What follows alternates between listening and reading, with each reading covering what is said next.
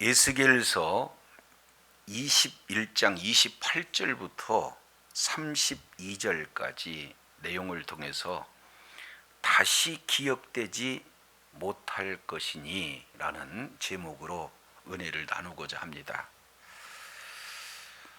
우리가 지난 시간 이제 에스겔서 21장 19절 내용을 통해서 보면은 바벨론 왕이 앞에 놓여 있는 그 두 길, 이 부분에 대해서 점을 치고 있는 그런 모습들을 이렇게 살펴볼 수가 있습니다.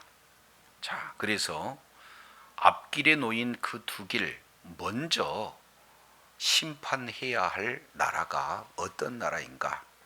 바로 이 두 나라는 이미 말씀드렸던 내용처럼 남유다와 암몬이에요. 그래서 남유다와 암몬은 서로 연합해서 바벨론을 배반하고 바벨론을 대적했던 그런 나라죠. 그러니 바벨론 왕은 그들을 배반했던 그 두 나라를 마땅히 이제 심판을 해야 맞는데, 그 두 나라를 심판하기에 앞서 우선순위를 정하는데 복수를 이용해서 진행하는 내용들을 이렇게 살펴봤습니다. 그래서 크게 세 가지 내용, 화살을 흔들고 직접 우상에게 묻고, 그리고 재물의 그런 간을 살피는 방법을 통해서 어떤 나라를 우선순위로 침공할 것인가, 거기에 대해서 이제 결정된 그 점괘가 바로 예루살렘으로 가는 길이었다. 그래서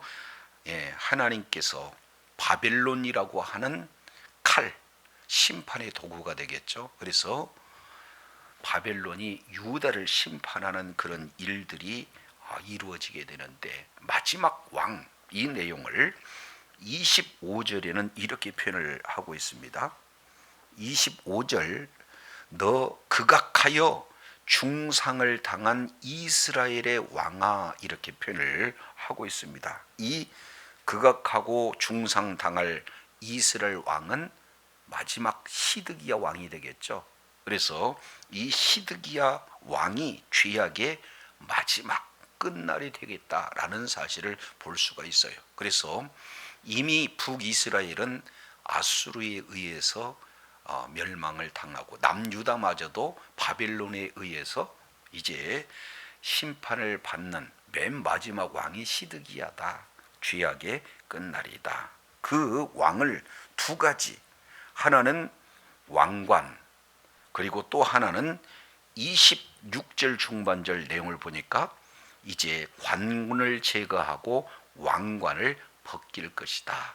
이 남유다 역시 마찬가지로 대제사장이 끊긴다는 것, 그리고 왕의 통치가 끊긴다는 것, 이 부분을 최종적으로 27절 압축해서 엎드려뜨리고 엎드려뜨린다.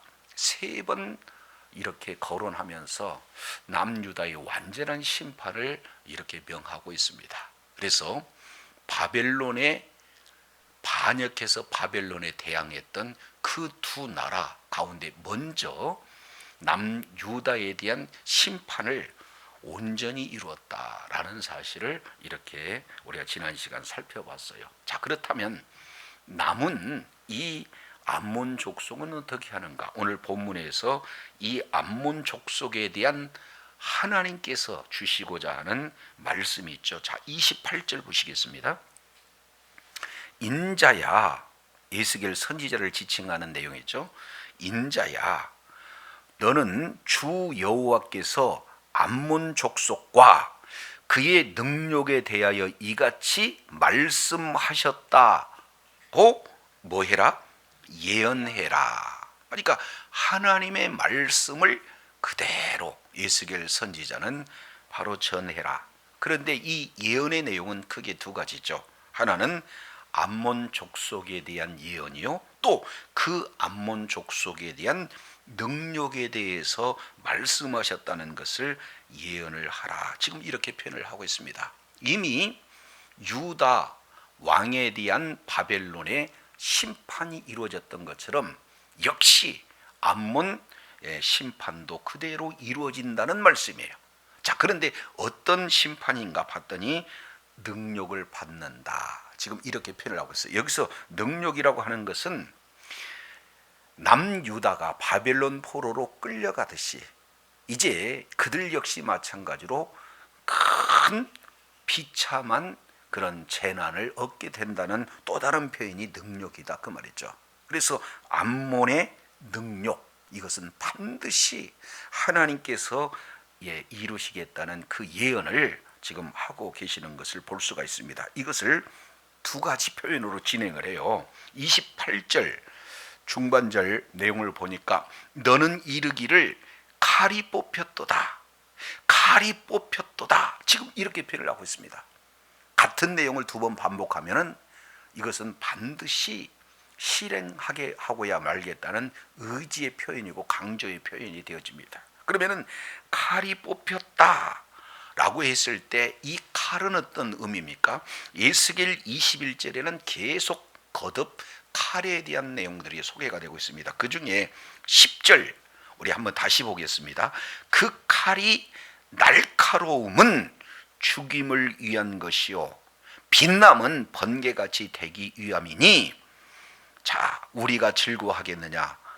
내 아들의 규가 모든 나무를 없인 여기는도다. 지금 이렇게 표현하고 있고 11절도 마저 보겠습니다. 그 칼이 손에서 잡아 쓸만하도록 빛나게 하되 죽이는 자의 손에 넘기기 위하여 날카롭고 빛나게 하였도다 하셨다 하라. 지금 이렇게 표현을 하고 있습니다. 그러니까 지금 암몬을 향해서 칼이 뽑히는 그 칼은 결국에 무엇을 위한 칼입니까? 날카롭고 또 빛나는 그 내용은 사륙을 위한, 그리고 아주 신속하고 그리고 많은 사람들을 남김없이 멸절하기 위한 그 칼이 뽑혔다. 지금 이렇게 말씀을 하고 있습니다. 그러면은 칼이 집에 있을 때와 칼이 뽑혔을 때 그 칼은 이제 자유자재로 돌아다니게 되어지는 거죠. 그 칼에 어떤 대상도 구분하지 않습니다. 모두 다 그 칼에 의해서 사륙을 당하게 되어진다. 그래서 세 가지로 표현을 하고 있어요. 28절 하반절 내용을 통해서 보니까 죽이며 멸절하며 번개같이 되기 하여 빛났도다. 번개같이 된다는 것 두 가지 의미죠. 신속한 사륙을 얘기하고 그리고 많은 다량의 학살을 의미한다. 그러니까 죽이고 멸망하되 신속하게 많은 사람을 죽이고자 하는 그 내용이 28절 인자야 하고 이 암몬 족속의 그 능력, 이 부분들을 지금 예언을 하라, 지금 이렇게 말씀을 하고 있는 것을 보게 되어집니다. 자, 그런데요 29절 보면은 암몬이 어떤 자에게 의해서 이렇게 미혹을 당하는가 29절에 소개가 되고 있죠. 자, 29절 보겠습니다. 내게 대하여 허무한 것을 보며, 두 번째입니다. 내게 대하여 거짓 복수를 하는 자가, 이렇게 표현하겠습니다. 그러니까 허무하는 것을 보는 자가 있고 거짓 복수를 하는 자가 있다. 그러니까 이 암몬에 대한 그 미래를 점치는 자가 있다는 거고, 그런 점치는 자의 지금 의뢰를 받는 거죠. 암몬이, 그 암몬이라고 하는 나라가 그만큼 그들 역시 마찬가지로 이런 영적으로 미혹된 존재다라는 사실을 볼 수가 있어요. 자, 그래서 너를, 그 자가 보고 복수를 말하는 그 자가 너에 대해서 말하기를, 29절 보겠습니다. 중반절이죠. 너를 중상당한 악인의 목 위에 둘 것이다. 이렇게 복수를 하는 자, 허무한 것을 보는 자가 지금 말하고 있는 것을 보게 됩니다. 그러면은 중상을 당한 악인의 목 위에다가 둔다는 것은 뭔 뜻입니까? 자, 이것을 이해하기 위해서 우리 잠깐 25절을 한번 살펴보시죠. 25절, 그가 극악하여 중상을 당할 이스라엘의 왕아. 그랬으니까 여기서 극악하여 중상을 당한 이스라엘 왕은 누구라고 그랬어요? 예, 유다의 마지막 시드기야입니다. 그러니까 중상을 당한 이 마지막 왕을 오늘 29절에서는 중상을 당한 악인 이렇게 표현을 하고 있어요. 왜? 하나님 보시기에 악행만을 행하기 때문에 바로 악인이다. 그런데 그 악인은 마침내 중상을 당해요. 두 눈이 다 뽑힌 채 바벨론으로 끌려가게 되어지는 것입니다. 이제 그래서 끌려가서 바빌론에서 어떻게 되어져요? 죽임을 당해요. 그러니까 중상을 당한 자의 목 위에다가 그 칼을 둔다. 그 얘기는 이 암몬의 최종적인 운명은 누구의 운명과 똑같아요? 바로 시드기의 운명과 똑같아. 그래서 중상 당해서 비참한 최후를 맞게 될 것이다 라고 이 허무한 것을 보는 자, 그리고 거짓 복수를 하는 그런 자가 이제 암몬에 대해서 이렇게 말한다. 이것은 반드시 이루어진다는 거예요. 그러면서 이는 하고 설명을 하고 있어요. 자, 다시 한번 29절 하반절 보게 되면 이는 그의 날 곧 죄악의 마지막 때가 이름이로다. 그래서 결국 남유다의 마지막 때가 비참한 최후의 결과가 있었던 것과 똑같이 암몬 역시 마찬가지로 마지막 이 죄악의 끝이 동일하다라는 사실을 지금 경고하고 있는 것을 볼 수 있어요. 자, 그래서 이제 30절에는 전환이 이루어지게 되어져요. 자, 30절 내용을 보면은 뭘로 시작하고 있습니까? 그러나로 시작하고 있어요. 그러나 칼을 그 칩에 뭐 할지어다? 꽂을지어다. 근데 이때 이 칼이 어떤 칼인가에 따라서 학자마다 견해가 조금 달라요. 그러니까 이것을 어떻게 해석하느냐에 따라서 그 31절, 32절 내용조차도 다릅니다. 그만큼 이 해석이 조금 어려운 측면이 있어요. 그러나 이것을 문맥 내용을 통해서 보면은 크게 두 가지 내용을 통해서 보는데, 이 칼은 암몬의 칼, 그리고 두 번째는 이 칼은 바벨론의 칼, 이렇게 표현을 하고 있습니다. 근데 하나님께서 암몬에 대해서 반드시 멸하리라고 하는 그 의지, 28절, 29절 이 내용을 근거해서 보면은 바벨론이라기보다는 암몬의 칼이다라는 것이 문맥상 조금 더 옳지 않겠는가, 요런 내용을 한번 생각해 봅니다. 자, 그러면 칼을 그 집에서 꽂을지어다 라고 하는 것은, 꽂는다는 것은 뭘 얘기하냐면은 바로 샤브라는 단어를 써요. 이것은 어디서 오느냐?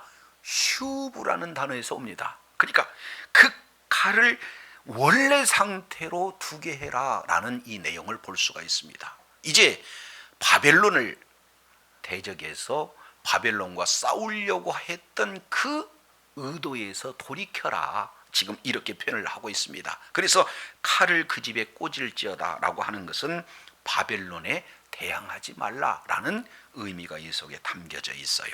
자, 그러면 어떻게 하느냐?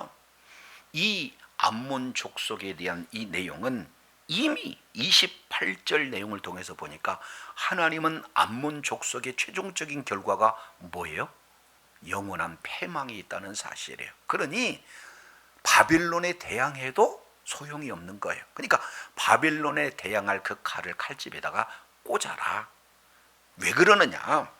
내가 지음 받은 곳에서, 그리고 내가 생장한 땅에서 내가 너를 심판하겠다, 이렇게 표현하고 있습니다. 결국에 이 바벨론이라고 하는 칼은, 바벨론이라고 하는 심판의 도구는 하나의 도구에 불과하는 것이지 그들이 심판한다는 거 아니에요. 그러면 진짜 심판은 누가 한다는 겁니까? 하나님께서 암몬 자손을 심판하시겠다. 하나의 도구는 바빌론이라고 하는 도구를 통해서 하나님이 직접 심판하시겠다, 지금 이렇게 말씀을 하고 있는 거예요. 자, 30절 한 가지 더. 내가 지음받는 곳, 그러면은 암몬이라고 하는 그 나라죠. 유다는 바벨론 포로로 끌려가게 했지만 암몬이라고 하는 나라는 끌려가지 않고 너의 나라, 네가 지음받는 그곳, 내가 생장하는 그곳에서 심판받는다는 거예요. 끌려가는 것이 없이 왜 이렇게 즉각적으로 심판을 온전하게 받느냐. 31절 두 가지를 지금 거듭 반복해서 표현하고 있는 내용이 바로 하나님의 분노입니다. 31절 내용을 보니까 내가 내 분노를 내게 쏟는다. 여기서 내 분노는 하나님의 분노고 내게 쏟는다는 것은 암몬에게 쏟는다는 거죠. 근데 같은 단어를 다시 한번 반복해요. 내 진노의 불을 내게 내뿜겠다. 더 강력하게. 이제는 분노가 진노의 불을 품겠다. 지금 이렇게 표현을 하고 있는 것을 볼 수가 있어요. 그러니까 하나님의 진노가 직접적으로 암몬 족속에 임하게 되는데, 그 뒤에 보면은 하나님의 진노가 누구를 통해서 나타나느냐. 31절도 보겠습니다. 31절 하반절 내용을 보니까 곧 자 내뿜고 너를 짐승 같은 자 곧 멸하기에 익숙한 자의 손에 넘기리로다 그랬습니다. 여기 짐승 같은 자가 누구예요? 바벨론입니다. 그리고 그 짐승 같은 자를 멸하기에 익숙한 자, 그러니까 아예 멸망 전문가가 바벨론이다 라고 이렇게 말하고 있습니다. 왜 이렇게까지 표현을 하는가? 이것을 예레미야 선지자는 아주 구체적으로 표현을 하고 있습니다. 우리 잠깐 예레미야 6장을 한번 살펴보도록 하겠습니다. 22절 내용을 보면은 바벨론에 대한 내용을 이렇게 표현을 하고 있어요. 예레미야 6장 22절 여호와께서 이같이 말씀하시되 보라 한 민족이 북방에서 오며, 여기서 북방에서 온다는 한 민족은 바벨론을 말하고 있어요. 큰 나라가 땅끝에서부터 떨쳐 일어난다. 자, 그들은 활과 뭐예요? 창을 잡았다. 그러니까 활도 잘 쏘고 창도 잘 쏘는 그런 능한 자들이라는 거예요. 그런데 그들은 어떻게 됩니까? 아주 철저하게 준비된 자, 창에 그리고 활에 능숙한 자인데 그들의 잔혹성을 보니까 잔인하고 아예 자비가 없다. 그러니까 아주 잔인하고 자비가 없으니까 모두 다 멸절시키겠다는 의지가 이 속에 강조가 되고 있습니다. 그러면서 그 목소리는 바다가 이제 흉룡함 같은 거예요. 그러니까 함성이죠. 그 기세가 대단하다. 그런데 그들은 말을 타고 갑니다. 기동성이 뛰어나다는 거죠. 전사같이 다 항우를 벌인다는 것, 일사불란하게 움직인다는 거예요. 자, 그런 자들이 딸 시온들을 치려오는다. 남유다를 치려오는 것을 이렇게 볼 수가 있습니다. 자, 24절도 보니까 우리가 그 소문을 들음으로 손이 약해지고 고통이 우리를 잡음으로 아픔이 해산하는 여인과도 같다. 얼마나 공포스럽던지 지금 이렇게 표현을 하고 있는 것을 보게 됩니다. 그러니까 이 바빌론은 잔인하기가 그지없는 그런 어떤 자들이다. 그러니까 심판 전문가라는 거예요. 모든 것에 능숙합니다. 아주 그냥 철저하게 훈련됐습니다. 그리고 일사불란하게 신속하게 움직입니다. 자, 이런 바벨론이 먼저 유다를 치고 그 다음에 배반했던 암몬을 치게 되어진다. 그런데 그들은 하나의 도구에 불과하고 진짜 하나님의 진노가 그들에게 임했다라는 사실을 오늘 예스겔 선지자를 통해서 말씀을 하고 있는 거예요. 자, 그렇다면 암몬의 최후의 모습은 어떻게 되어지는가? 32절 마저 보겠습니다. 32절 예스겔서 21장 32절 내가 불의 섭과 같이 될 것이며 내 피가 나라 가운데 있을 것이며 내가 다시 기억되지 못할 것이나 이렇게 표현을 하고 있습니다. 그러니까 그들의 최후의 멸망 상태를 세 가지로 지금 표현을 하고 있습니다. 그 첫 번째가 뭐냐? 불의 섭과 같이 될 것이다. 여기에 지푸라기를 태우게 되면은 오래오래 타는 겁니까? 그냥 순식간에 태워지는 겁니까? 그러니까 내가 불의 섭과 같이 된다는 것은 순식간에 멸망한다는 것을 지금 말하고 있어요. 이게 첫 번째 멸망의 모습이라면, 두 번째, 내 피가 나라 가운데 있는다. 그러니까 나라 곳곳마다 피가 이렇게 머물러 있다라고 하는 것은 남김없이 죽이겠다는 거예요. 그러니까 그 살육 현장이 광범위하게 안 미치는 곳이 없다. 대량 살상이 이루어지는 것으로 심판하겠다. 신속하고 모든 곳에 피가 널려있는 그런 상태로. 근데 최후 모습은 뭐냐? 내가 다시 뭐하지 않겠다? 기억되지 못했다. 이제는 역사의 무대에서 아예 자취를 감춰지는 나라로 되겠다. 완전한 심판을 지금 말씀을 하고 있어요. 자, 그러면서 마지막 한 단어가 뭡니까? 나 여호와가 말하였다. 이것은 하나님의 임감도작이다. 이렇게 해석해 볼 수가 있어요. 그러니까 하나님의 말씀은 반드시 뭐 하는 거예요? 이루어진다.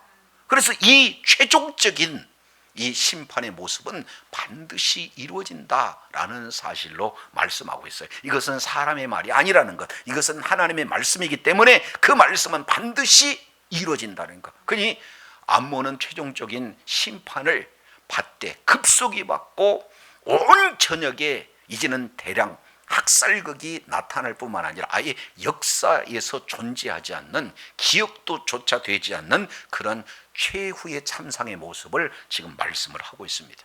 자, 그러면 유다와 그리고 이 암몬에 대한 두 길을 점괘를 통해서 먼저 우선순위가 정해되고, 먼저는 유다를, 그 다음에는 암몬을 이렇게 진행하는데, 여 속에서 나타나는 하나님의 의도가 무엇일까? 이런 부분을 우리가 조금 생각해 볼 필요가 있습니다. 자, 이것을 본다면 먼저 우리 하나님께서는 이 남유다를 먼저 심판하고 그 이후에 뭐예요?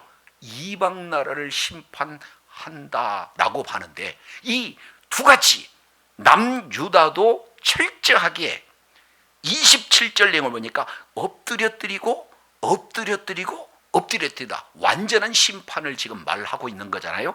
그리고 32절 내용을 보니까 불의 섭과 같이 피가 온 나라 가운데 다시 기억되지 못하게 이렇게 완전한 심판의 모습으로 동일하게 심판하고 있다는 거예요. 그러면 남유다나 그리고 암몬이나 같나? 그렇지 않아요. 왜 그러나? 자, 21장 27절 마저 보겠습니다. 그 다음에 이것도 다시 잊지 못하리니 마땅히 얻을 자가 이르면 그에게 뭐하리라? 여기서 두 가지, 관과 또 하나는 뭐예요? 왕관. 그러니까 왕권의 문제, 그리고 대제사장의 문제, 이 자체가 다시 없는데 마땅히 얻을 자가 있으면 얻겠다는 거. 그러니까 완전한 멸망입니까? 멸망 이후에, 징계 이후에 회복을 말씀하고 있습니까? 징계 이후의 회복을, 이것이 유다의 심판과 그리고 암몬의 심판의 차이가 있다라는 사실을 분명히 말씀을 하고 있어요. 그러나 언약이 없는 이 이방인은 뭐만 있어요?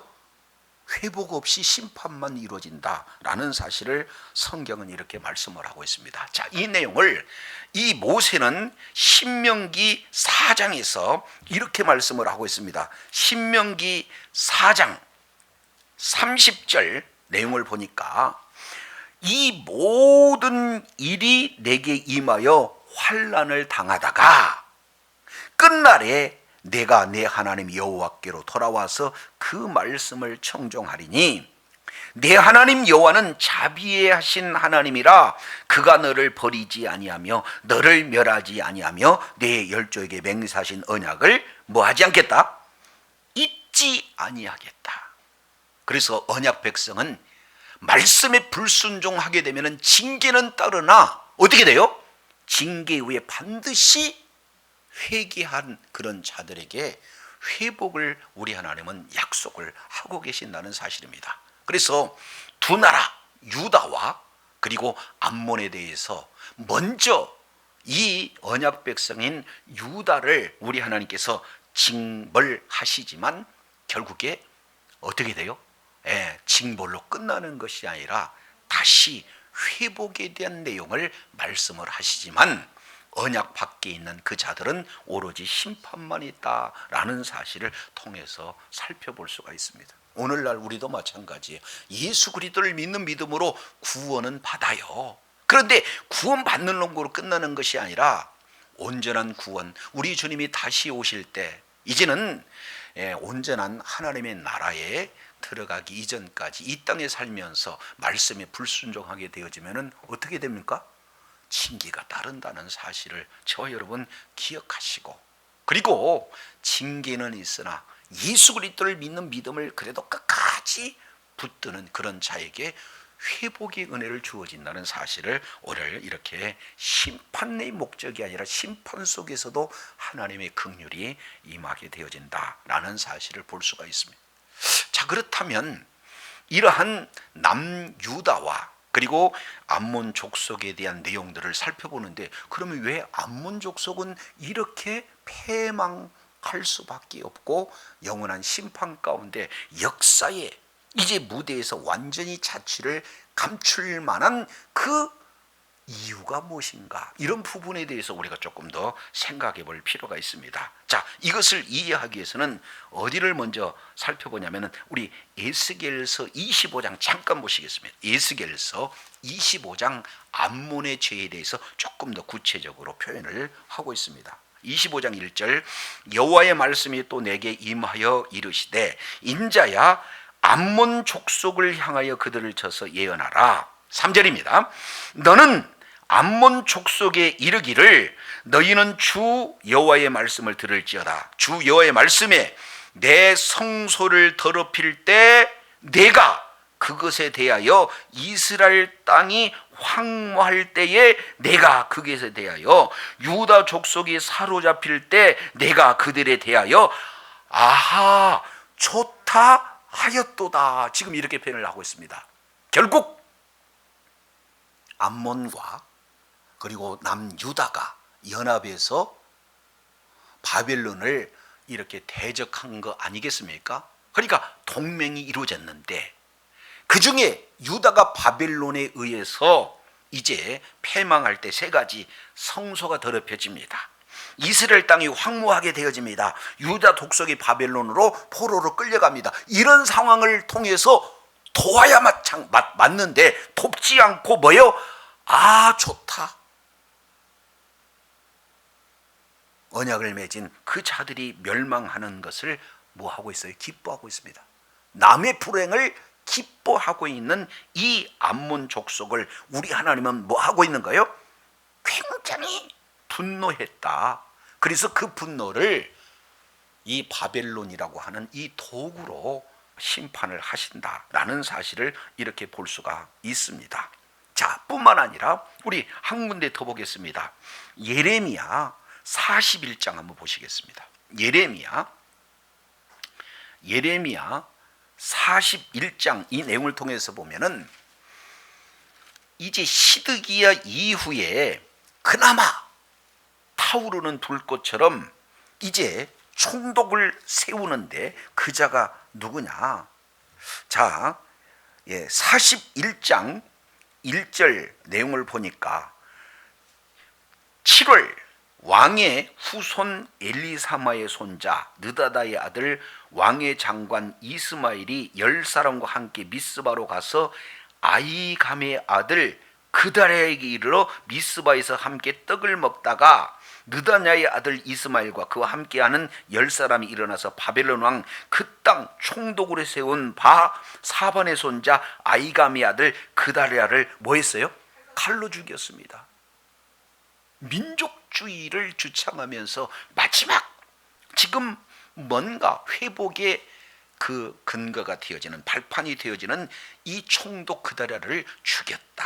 지금 이렇게 표현을 하고 있는 것을 보게 되어집니다.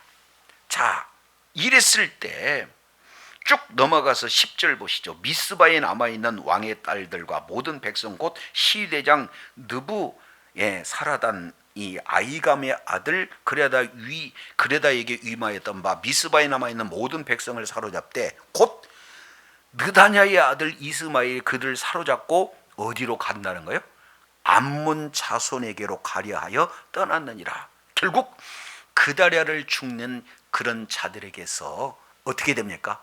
같이 연합해 가지고 이제 남유다가 완전히 이제 희망을 이룰 수 있도록 뭐예요? 도움을 준 자들이 지금 누굽니까? 암몬 족속에. 그러니까 상대방이 멸망을 당할 때 기뻐할 뿐만 아니라 마지막 불씨가 꺼져지는데 오히려 도움을 주었던 이런 암몬 자손들, 이것 뭐예요?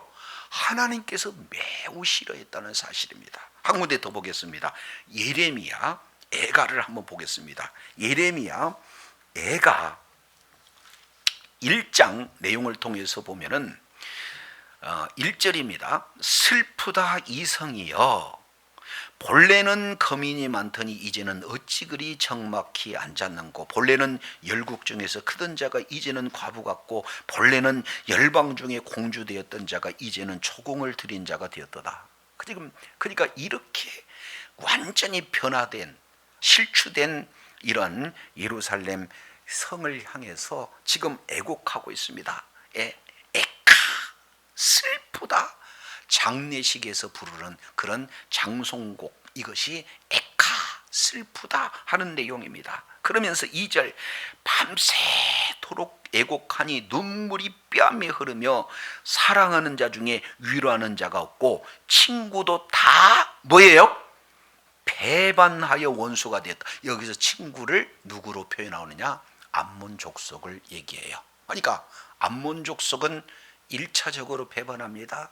그리고 암몬 족속은 유다가 패망할 때 기뻐하고 즐거워했습니다. 그리고 이제 바빌론 포로로 끌려가서 세운 그 총독, 마지막 하나의 기회가 주어진 이조차도 이 암살한 자를 도움으로써 이제 하나님의 진노가 임했던 그런 어떤 자들이에요. 그래서 우리 하나님께서는 바벨론이라고 하는 도구를 통해서 철저하게 역사 속에서 아예 그 역사의 무대에서 자치를 감추게 심판을 하신다라는 사실을 이렇게 분명히 말씀을 하고 있는 것을 보게 됩니다.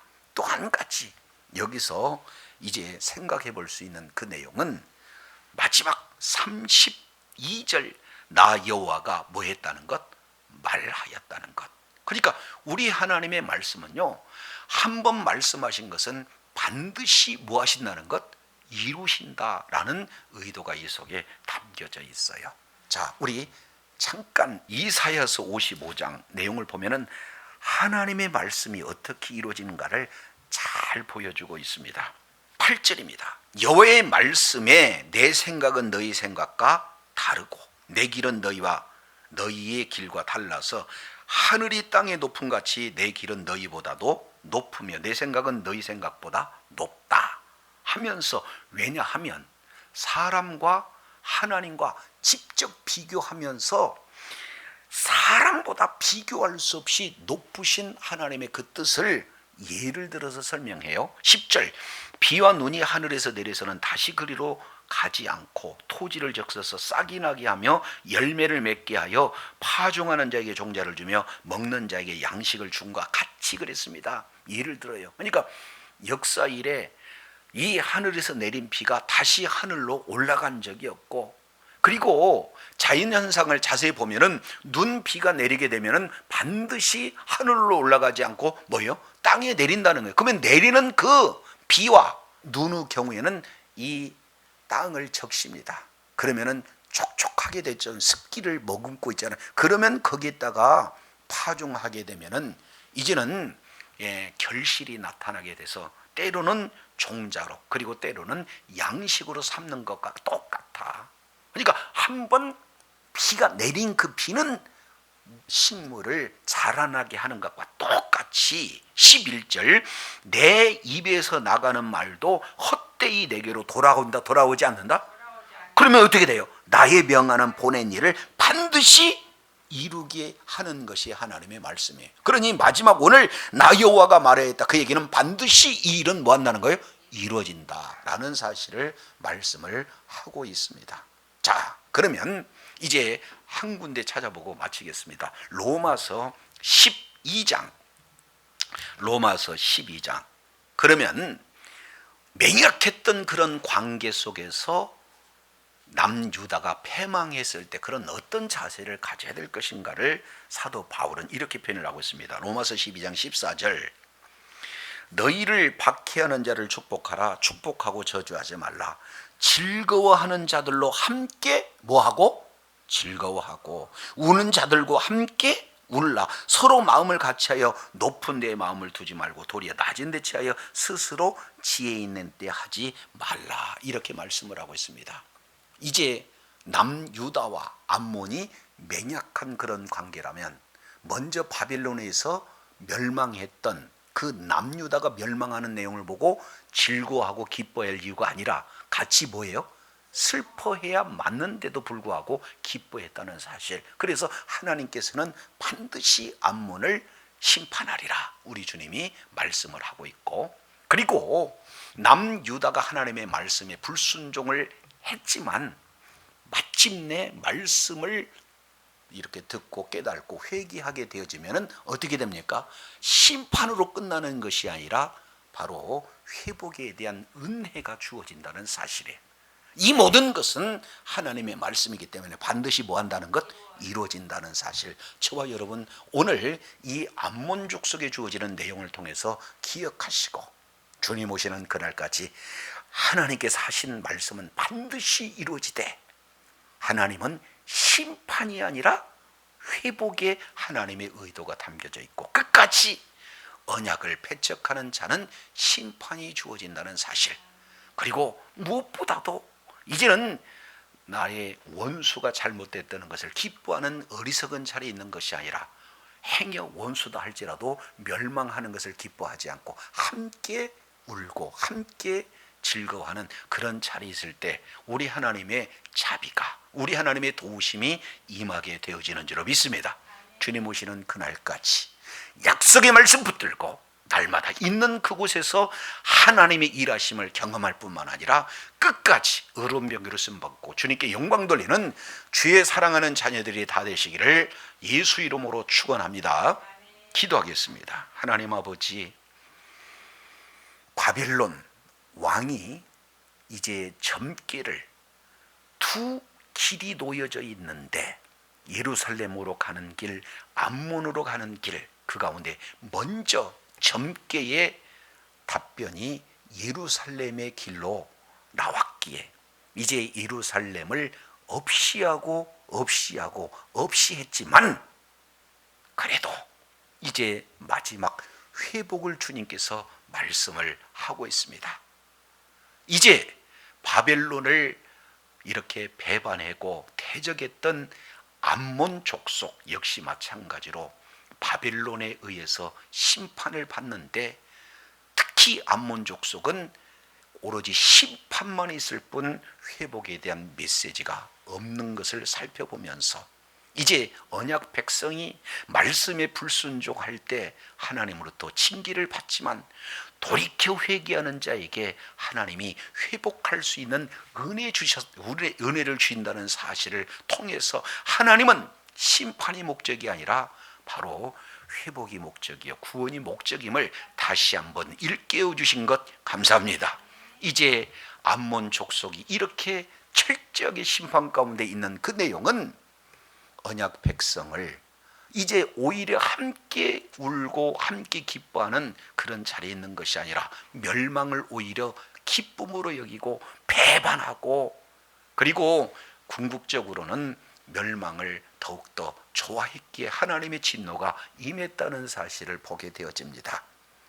이제 이 말씀은 곧 하나님의 말씀으로 마지막을 종결하면서 반드시 이루어진다는 사실을 말씀하고 있사온즉 이제 우리에게 주신 하나님의 말씀은 반드시 이루어진다는 사실을 우리가 믿음으로 생명으로 소유하여서 끝까지 주의 말씀 순종하는 자리에 내 힘으로 내 능력으로 할 수 없기에 성령의 충만함으로 성령의 이런 통치를 받아서 지배를 받아서 말씀에 순종하는 자리에 있어 그까지 의로운 병으로 쓰임받고 주님 앞에 존귀하게 쓰임받을 뿐만 아니라 하나님 앞에 영광 돌리는 주의 사랑하는 자녀들 다 되게 하여 주시옵소서. 우리 구주 예수님 이름으로 기도드립니다. 아멘.